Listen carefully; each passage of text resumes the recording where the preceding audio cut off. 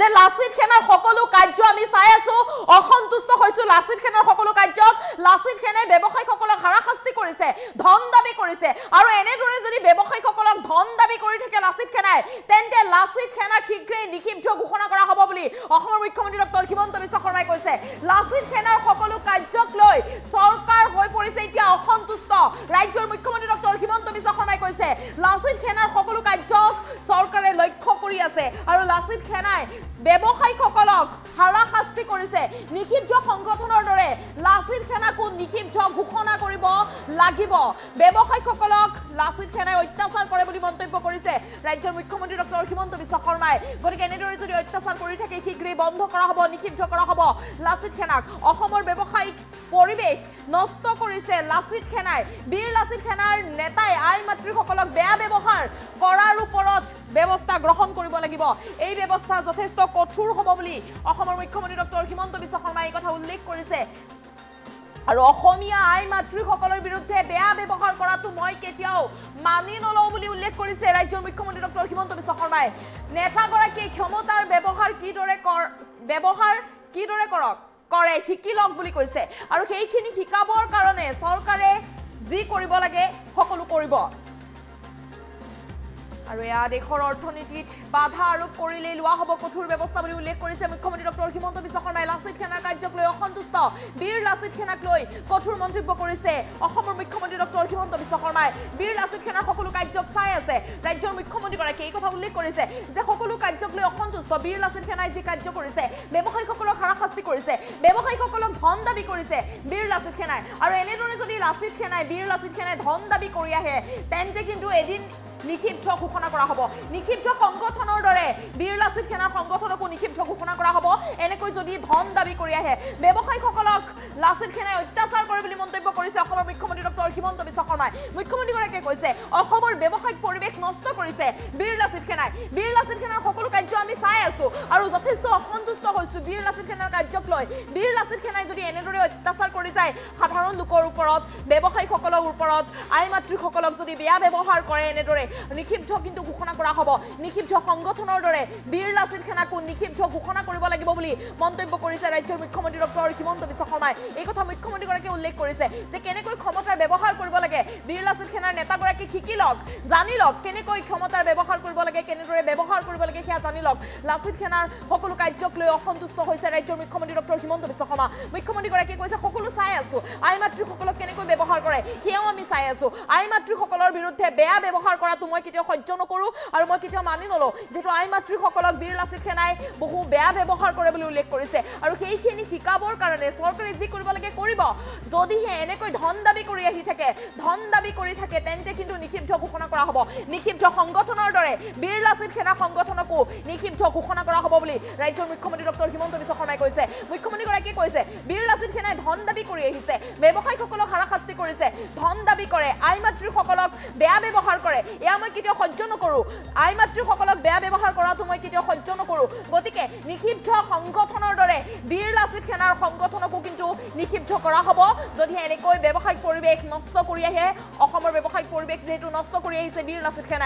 লাচিত সেনাই আই মাতৃসকলক বেয়া ব্যৱহাৰ কৰি আহিছে গতিকে এয়া মই কেতিয়াও মানি নলওঁ মন্তব্য আছে মুখ্যমন্ত্ৰী ডক্টৰ হিমন্ত বিশ্ব শৰ্মাৰ মন্তব্য আগবঢ়াইছো লাচিত সেনাৰ কাৰ্যকলাপক লৈ আমি গভীৰ অসন্তুষ্ট আৰু তেওঁলোকৰ কাৰ্যকলাপক আমি গভীৰ উদ্বেগেৰে সৈতে লক্ষ্য কৰি আছোঁ আলফাৰ দৰে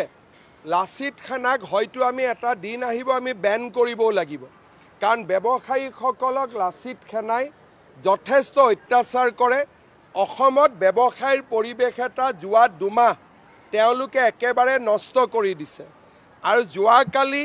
লাচিত সেনাৰ এগৰাকী কৰ্মকৰ্তাই অসমৰ আই মাতৃসকলৰ প্ৰতি যি অপমানসূচক মন্তব্য দিলে তাৰ বাবেও মই ইতিমধ্যে আৰক্ষীক সেই ব্যক্তিজনৰ বিৰুদ্ধে কঠোৰ ব্যৱস্থা গ্ৰহণ কৰিবলৈ নিৰ্দেশ দিছোঁ আৰু এই ব্যৱস্থা সঁচাকৈয়ে কঠোৰ হ'ব সেইটোকে কৈছোঁ মই বেয়া শব্দ মোৰ মুখেদি নোলাব কিন্তু সেই ব্যক্তিজনৰ বিৰুদ্ধে সঁচাকৈয়ে কঠোৰ ব্যৱস্থা ল'বলৈ মই আৰক্ষীক নিৰ্দেশ দিছোঁ মই নাম ক'ব খোজা নাই নাম কোৱাটো মোৰ উদ্দেশ্য নহয় যোনে অসমীয়া মাতৃৰ বিৰুদ্ধে বেয়া শব্দ প্ৰয়োগ কৰিছে তাক মই মানি ল'ব নোৱাৰোঁ আৰু এই ব্যক্তিজনে ক্ষমতা কেনেকৈ ব্যৱহাৰ কৰিব লাগে তাক শিকিব লাগিব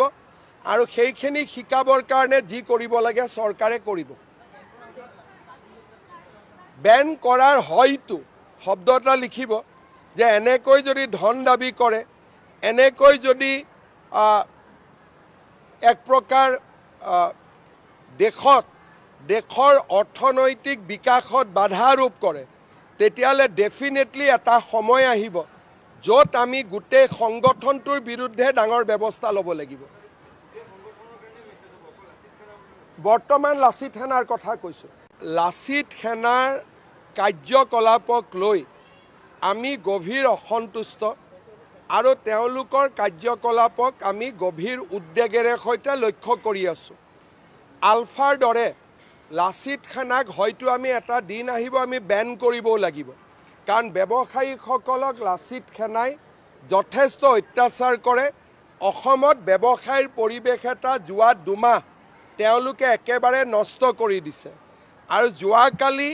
লাচিত সেনাৰ এগৰাকী কৰ্মকৰ্তাই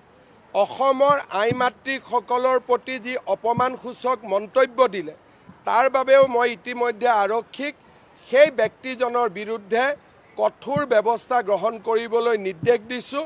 আৰু এই ব্যৱস্থা সঁচাকৈয়ে কঠোৰ হ'ব। সেইটোকে কৈছোঁ, মই বেয়া শব্দ মোৰ মুখেদি নোলাব, কিন্তু সেই ব্যক্তিজনৰ বিৰুদ্ধে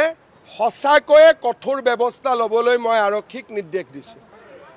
মই নাম ক'ব খোজা নাই, নাম কোৱাটো মোৰ উদ্দেশ্য নহয়। যোনে অসমীয়া মাতৃৰ বিৰুদ্ধে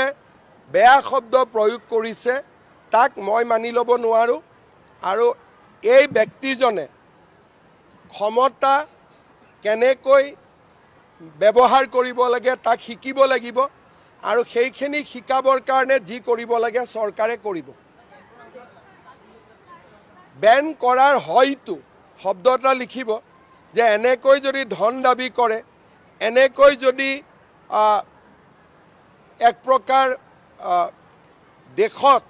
দেশৰ অৰ্থনৈতিক বিকাশত বাধা আৰোপ কৰে,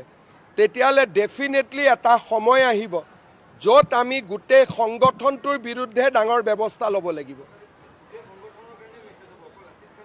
বৰ্তমান লাচিত সেনাৰ কথা কৈছোঁ। লাচিত সেনাৰ কাৰ্যকলাপক লৈ আমি গভীৰ অসন্তুষ্ট আৰু তেওঁলোকৰ কাৰ্যকলাপক আমি গভীৰ উদ্বেগেৰে সৈতে লক্ষ্য কৰি আছোঁ। আলফাৰ দৰে লাচিত সেনাক হয়তো আমি এটা দিন আহিব আমি বেন কৰিবও লাগিব,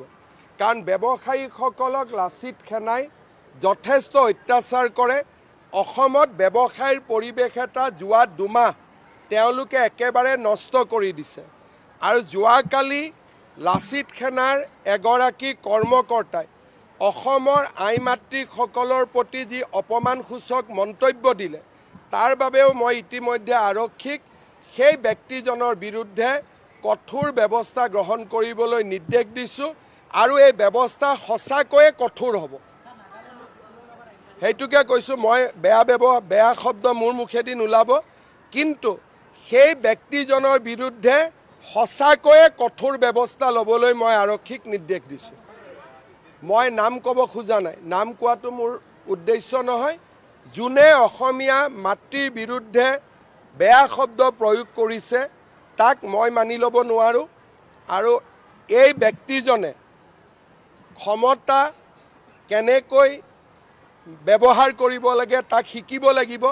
আৰু সেইখিনি শিকাবৰ কাৰণে যি কৰিব লাগে চৰকাৰে কৰিব। বেন কৰাৰ হয়তো শব্দ এটা লিখিব যে এনেকৈ যদি ধন দাবী কৰে, এনেকৈ যদি এক প্ৰকাৰ